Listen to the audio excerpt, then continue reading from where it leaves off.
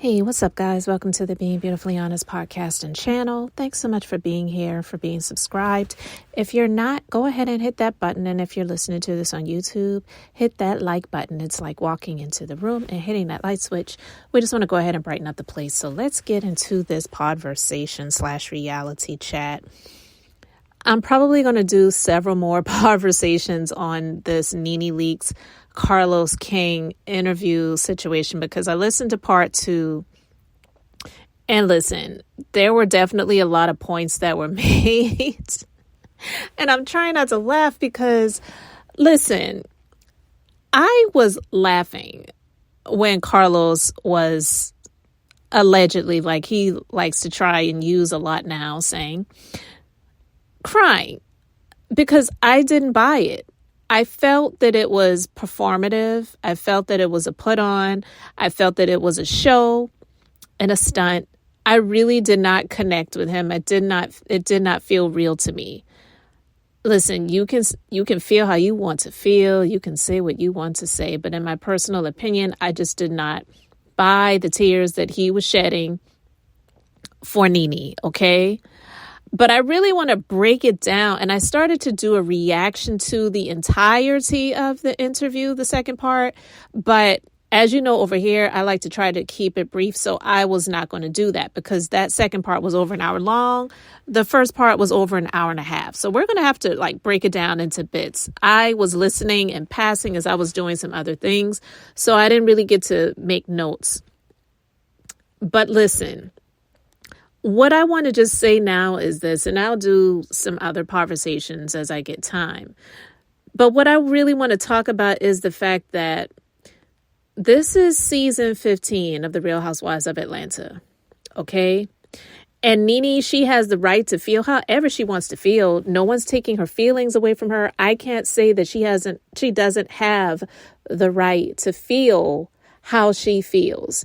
So she can feel that they did her wrong. She can feel that that was her baby and she started it. She did the pilot, all of those things and and some of those things definitely may be true. She absolutely was one of the first on the show. She absolutely indeed did film the casting tape, which was her pitching herself for this. She didn't make it up. She did not create The Real Housewives of Atlanta. And when she makes comments where she just kind of exaggerates, it just makes me feel like it's like the delusions of grandeur. I'm not saying that Bravo and the executives over there didn't have their ways. They didn't have their favorites. They didn't have their people picked. And I'm not even saying that they didn't treat some of the cast of the different shows on Bravo unfairly due to ethnicity or skin color or anything like that, because it very well may be true in a number of instances.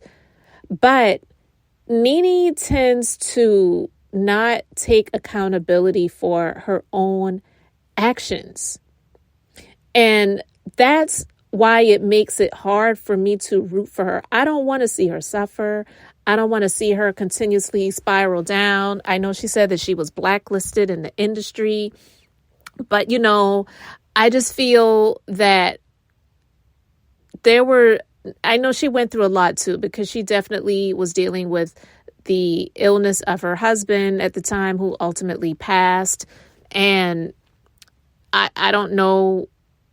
I've never been in those shoes, so I don't know what that feels like, but I can't imagine that that's easy, especially being in the public eye. But, she did make attempts to try, I guess, something on her own, which got clowned. I don't know if you remember when she did something where it was like it was supposed to be her and either 3 or 4 guys. And I'm assuming that they were all in the community, if you get my drift, and they were going to be gossiping about other people. And that's when she tried to say that Claudia stole her idea when she did TGIF. Well, I mean, I can't say that she stole it, but if she did a good job because it's doing really well. It's like one of the highest rated shows on Fox Soul. It's Funky Dineva. Al Reynolds, and initially it was going to be Gary with the T from the Ricky Smiley morning show, but he was only on there, I think, for maybe 1 or 2 episodes, and then Ricky Smiley said he had to dismiss himself from the situation. But they've been going along, moving forward without him, and they've been doing it well. But, Nene did try and attempt something, I guess, like that, and it didn't work well, but I don't know what else she's really attempted. And she was talking about on the interview with Carlos that she was blacklisted. She is all about entertainment. She loves talk. She says that got shut down because of the rift that she had with Wendy Williams. And then she also mentioned how she even wanted to do a podcast, but that got shut down too. It's like, okay, you may have wanted a podcast deal where you're looking at people like Joe Rogan and, those types of people who got deals inked for them. Meghan Markle, which we know, what happened with that, which they had deals inked for them where they got paid millions of dollars to create episodes. But I'm not saying that she deserved to be blacklisted, but for a podcast, if she really wanted to do that, I'm just saying if she really, really wanted to do that, she could have created her own podcast. And she probably, I'm sure that there would have been people that would have been willing to be sponsors for her show and things like that. But knowing her, they may not have been on the level that she was wanting or expecting. And because of that, she would begrudge an opportunity where it could really help her to build and grow, because the humble child tastes the grace, and she lacked a lot of humility. So when I heard her say that she wanted to do a podcast, but she got blacklisted, well, yeah, it appears that she was looking for an opportunity like Joe Rogan and Meghan Markle, where they were going to just give her millions of dollars to create episodes. But if that's something that she really, truly wanted to do, she could have really done it. Like Carlos, not saying that he's a lot of people's favorites right now, but he got fired from Bravo and he started over. I don't know if he got blacklisted, but he started what he could do, and then he built from that. She could have done something similar. And I'm not saying that she would have been able to create another reality show like The Real Housewives, but I'm just saying doing something different. And I don't think she even attempted. So to sit and have this victimhood and this continuously going down the line of what they said and what they did and this and that and the other. Yeah, her fans, those diehard people that just love her no matter what, of course, they're going to be down for her and they're going to agree with everything that she's saying. But because I believe that she and Carlos are both bitter, maybe not equally, but definitely they have their bitterness about them when it comes to Bravo, then I feel like a lot of what they're doing right now, ultimately, this interview is getting a lot of views for Carlos. He's loving it. And they may be thinking of doing something together because they did mention about doing a tour and just going around to different cities and talking and probably trashing the other housewives and all the other stuff, because he was having a good time when she was throwing shade on people like Candy and the others that she was throwing the shade upon while she was doing this interview. But it just, for me, a lot of the things that were said, some I agree with. I'm not saying I disagree with everything that she said. I just felt like it was some delusions of grandeur. When he asked her, did she feel that she should be on the same level as Kim Kardashian? Listen, I'm not here to say that even Kim Kardashian deserves to be where she's at. Nobody can say that Kim Kardashian deserves to be where she's at, because you can say she's talented. You can say she's smart. You can say she's a great businesswoman or whatever now. Yeah, you can say those things. But we know how she got there, and we know how she continued to climb. And even still to this day, her Skims brand has been valued at like over $1 billion because she was able to get more investors. It's not just because of the hard work that she's done. It's because of the favor that she has been able to access. So Kim Kardashian doesn't even deserve to be where she's at. She got her family on because she was on her back and probably on her side and whatever. I know a lot of people saw the tape. I didn't care to, still don't care to, with her and Ray J. Ray J came out and said some things about her many, many, many, many, many years later. So then it's like, who really cares about the deal and the contract and the negotiations and all of those different things? So she didn't even deserve to be where she's at, you know? And then she, you know, even after all of that, she continuously slept her way up to the top. She got with Kanye. They got married. They had multiple children. She finally got rid of him. She was able to get alimony and child support. And I'm not here to say she doesn't deserve the money because the court ruled in her favor to get that stuff. And so it is what it is. But yeah, even Kim Kardashian doesn't deserve to be where she's at. So when Carlos used that as a comparison to say, okay, Nene, do you think you should be where Kim Kardashian is at right now? Because initially when he said Kim, maybe I didn't hear the Kardashian part and maybe I was thinking he was talking about Kim Zolciak. Okay. And she's not even in a great place right now. So I was like, why would she want to be where Kim is at? But yeah, he was talking about Kim Kardashian. And I said, that's not a good comparison. I really don't feel that that's a good comparison. Now, maybe if he had said, do you feel you should be, you know, maybe where Candy is right now. And yeah, we know Candy, she has the Escape group, her songwriting, and, you know, the awards that she's won for all the different things that she's, you know, been able to accomplish in her music career. And now with other entertainment things and things like that. But I could see that more of him asking that question versus Kim Kardashian. I just really felt that that was a weird comparison. You can let me know your thoughts about that in the comment section because I just didn't really get that. But again, the delusions of grandeur. Nene is saying, yeah, she feels that she should be where Kim Kardashian is at right now. And she said that they really just propelled her and boosted her. But this and that and the other. And I was like, what the heck is Nene talking about?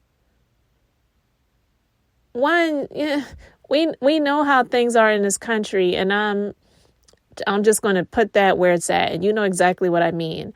You and Kim Kardashian, not saying she's better than you, but you are ultimately in a different league. Just like when Bethany Frankel came out and made all of those statements about reality TV and how the reality TV people, I don't want to call them stars, but the reality TV participants don't get treated fairly, and how she started just listing all of these things that they should be able to get an access. She came out and responded to that, but she said, well, you know, Bethany can say things that I can't say, and, you know, so people listen to her more than me, blah, blah, blah, blah, blah. So why do you think that Kim Kardashian's any different than Bethany? I could even see if he might have said, do you feel that you should be where Bethany is at right now? But Kim Kardashian, I just did not get the comparison. Again, I don't. You might, but I don't get that comparison. So I could have understood it more if he asked her that question with regards to Candy or maybe even Bethany Frankel, because they ultimately were on Real Housewives franchises versus Kim Kardashian, who's never been involved with Bravo TV, and how Nene came out and saying all of these things about Bravo and the NBC Universal and Andy, and they knew me before they knew you, and all the other stuff that she was coming out and saying when she was protesting and wanting people to boycott watching the show and all of the different things that she said and done. It's just like, it doesn't make any sense to me. And then when she was discussing people who have just been on the show and been back and forth, or how long somebody's been on the show, and the things that, they were discussing with regards to the length and the longevity of the Real Housewives, and how it's just pretty much stale at this point in time, I was just saying, well, Nene, you're kind of, you may not realize this, but you're kind of making the case for why you should not come back, because it's over. If you said out of your own mouth that the show needs to be recast, which I agree with, and I've done a few reality chats talking about that myself, that the Real Housewives of Atlanta actually really does need a reboot if they want to continue to keep the show going. But with Nene saying that, it just makes the case for why she should not come back. So for the people saying Nene needs to come back, they need to bring Nene back. She was the show. She is the Real Housewives of Atlanta. She is this. She is that. She made the case herself for why she should not be returning. Because trust and believe, if all of the other ones need to be off of the show, she definitely should not be back either. And I agree. So it's like, if you feel that way about the show needing to have a fresh start and a reboot, then why do you talk about, well, I would come back, but only for the fans? No, you don't need to come back, girl. You just don't need to be back on the Real Housewives of Atlanta. It's done. I don't think she needs to have a cameo appearance. I definitely don't believe she needs to be holding a peach. She doesn't need to be a friend of the show. I don't believe that any of these people should be coming back. I just feel like the Real Housewives of Atlanta, it's season 15. They just look done to me. I saw some images of the reunion looks, all of the cast together at the reunion. I'm sorry. Maybe I wasn't looking that close or that deep, but in my personal opinion, I felt like everybody looked terrible. The dresses just were, and I'm not even somebody that's like a fashion person or a fashion critic or a fashion lover. I'm not even into it like that, but I just was feeling like this was looking, I don't even know what it was looking like, but it just did not look good at all. It really didn't. And so with that being said, I will dive a little bit deeper into some of the other things that she said more specifically, but I really just wanted to give an overall reaction to Nene interviewing with Carlos. I felt like he was definitely blowing smoke up her, the crying and they just really did you wrong. And I just feel like this is just, why can't we just move on? It's just like, I was like, you cannot burn bridges like that and think that people are just going to welcome you back in, especially in that industry.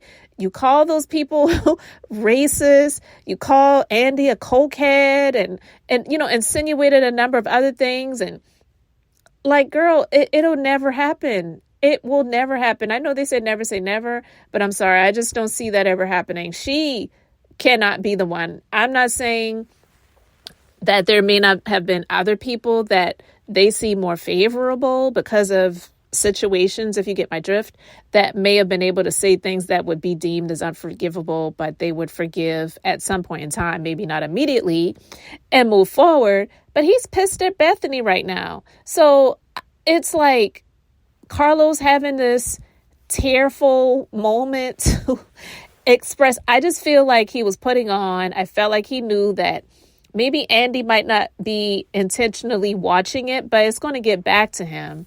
He's going to see the clips floating around on social media. And I feel that he's trying to, in some way, shape, or form, either get his way back in or get back at them. And so it's freedom of speech. You can say whatever you want to say about them at this point in time. You're not working with them anymore. So that's why he's always doing these reality show reviews of stuff that comes on Bravo, doing interviews with people who have been on the reality shows on Bravo. And now, like one of the biggest ones, neneleakes, for him to sit down and, in my personal opinion, get more views altogether on the last interview and this one combined than the Real Housewives of Atlanta has been getting on the nights that it airs.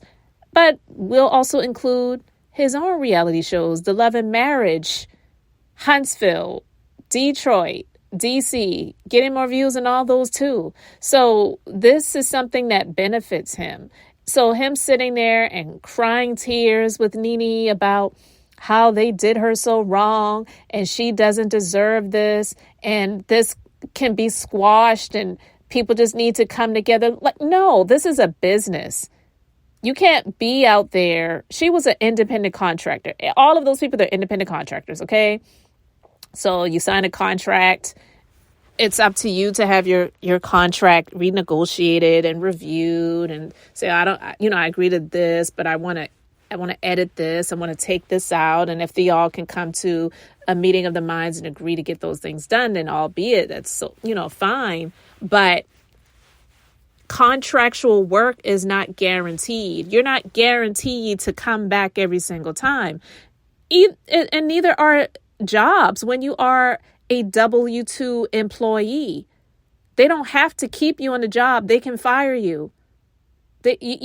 As you have the right to quit. You don't have to keep working there, and they can fire you as well. It's at will.